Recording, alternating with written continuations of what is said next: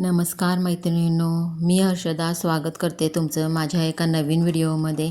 आज आपण बघणार आहोत 44 साईज 4 टक्स ब्लाऊजचं कटिंग. तर त्याआधी आपण ह्याची मापं कशी घ्यायची ते मी तुम्हाला दाखवतो आहे. बघा, ह्याआधी स्लीवचं माप घ्यायचं 11 इंच आलं. आता याचं फिटिंगचं माप बघा 7.5 इंचावर आहे. आता फ्रंट साईडला मापं घ्यायचीत आपण. हे बघा, चेस्ट आहे 11 इंच. याची गळा बघा पुढचा 5.5 इंच आहे. टक्स पॉईंट 10.5 इंचावर घेतलेला आहे. आता बॅक पार्ट बघा, बॅक पार्टची उंची 15 इंच तयार आहे. मुंडा 6 इंचावर आहे. बॅक नेक 5.5 इंचावर आहे. तर आता आपण स्लीव्ज कटिंग बघूया. स्लीवचा फोल्ड कसा टाकायचा ते बघा. 10.5 इंचावर घेतला आहे. तर 10.5वर का घ्यायचा? कारण आपलं फिटिंगचं छातीचं माप आहे 11 इंचाचं. तर 11 इंचापेक्षा अर्धा इंच कमी घेतला 10.5 इंचावर. इथं बघा कॅप हाईट मी 4.25 इंचावर घेतलेली आहे. माझा स्लीव्ज कटिंगचा व्हिडिओ आधीचा अपलोडेड आहे. सेम तशी स्लीव्ज मी नेहमी काढत असते. तर बघा, हे असंच आपण स्लीवचं कटिंग करून घ्यायचं आहे. हे असं थोडासा तिरका कट देऊन तिथं नॉच देऊन घ्यायचा. हे खालच्या बाजूला बघा तसं, कारण आपल्याला फोल्ड करताना कमी जास्त मार्जिन होत नाही. आपण खाली 1 इंच ठेवलेलं आहे ना, तेवढंच आपलं जातं बघा.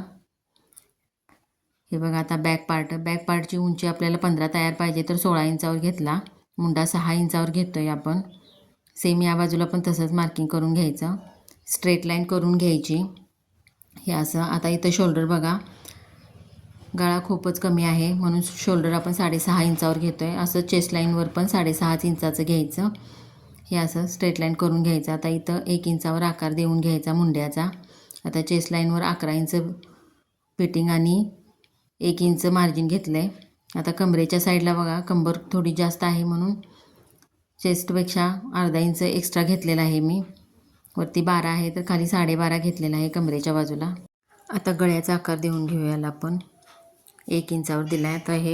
आता हा बॅक पार्ट आपण कट करून घेऊयाल. नॉच देऊन घेऊयाल. आपल्याला जिथं टक्स टाकायचं आहे तिथं बॅक नेक कट करून घेतला बघा.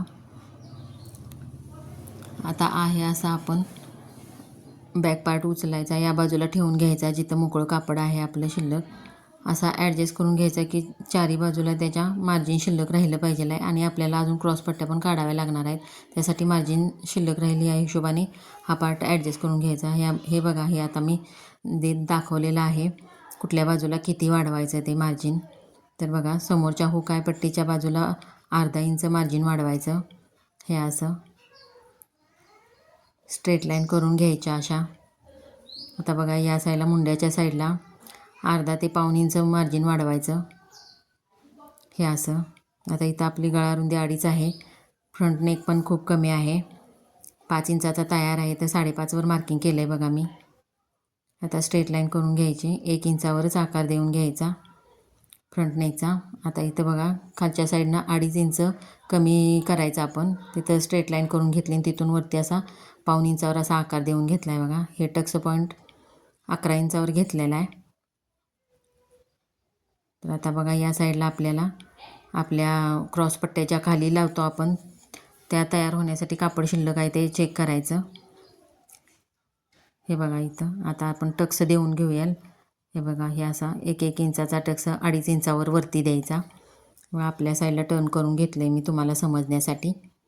तर हे बघा, असं सेंटर काढून टक्स द्यायचा. इथून 2-2.5 इंचावर टक्स द्यायचा आणि आता इथून 2.5 इंचावर द्यायचा. तिरपा टक्स असतो तो हा असा.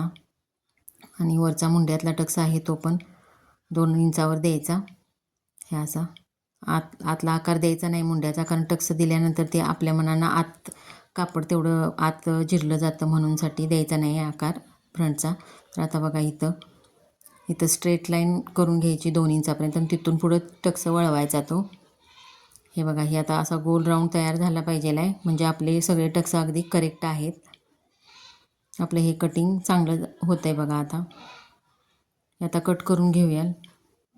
अगदी परफेक्ट कटिंग झालेलं आहे आपलं. आता सगळे व्यवस्थित असं नॉच मारून घ्यायच्या सगळ्या टक्सच्या, म्हणजे टक्स कुठं द्यायचा आहे हा जास्त विचार करावा लागत नाही आपल्याला. सारखा टेप घ्यावा लागत नाही हातात. तर आता बघा, याची क्रॉस पट्टी आपण काढतो आहे. हे आता क्रॉसपट्टी आपण काढतो आहे.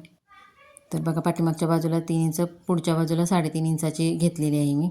तर आता हे वरचा पार्ट तुम्हाला जास्त दिसत असेल, पण तो जास्त नाही आहे. हे बरोबर मापानंच काढलेलं आहे. ते मग तुम्हाला परत चेक करून दाखवते बघा. हे बघा इथं हे असा टक्स दिला की नाही, तर जेवढी आपण क्रॉसपट्टी काढलेली आहे तेवढाच तयार होतो आहे बघा हा. त्या हिशोबाने क्रॉसपट्टी काढून घ्यायची. हे आता आपली झालेलं आहे हे कटिंग. तर आता हे टक्स आपण प्रॉमिनंट करून घेऊया मागच्या बाजूला. असं छाप उठून घ्यायचा, पाठीमागच्या बाजूला इम्प्रेशन दिसतं त्याचं, मग तिथं आखून घ्यायचं असं, म्हणजे टक्स द्यायला आपल्याला सोपं पडतं बघा. तर आता बघा इथं गोटपट्ट्या आपण या नेहमी तिरप्या कपड्यातच काढायच्या. 1-1 इंचाची घेतलेली आहे. माझी ती स्टीलची पट्टी आहे ती 1 इंचाचीच आहे. मी जास्त विचार करत बसत नाही, मापं टाकत बसत नाही. सेम त्याच मापानं आखून घेतो आहे आणि पट्ट्या काढतो आहे बघा.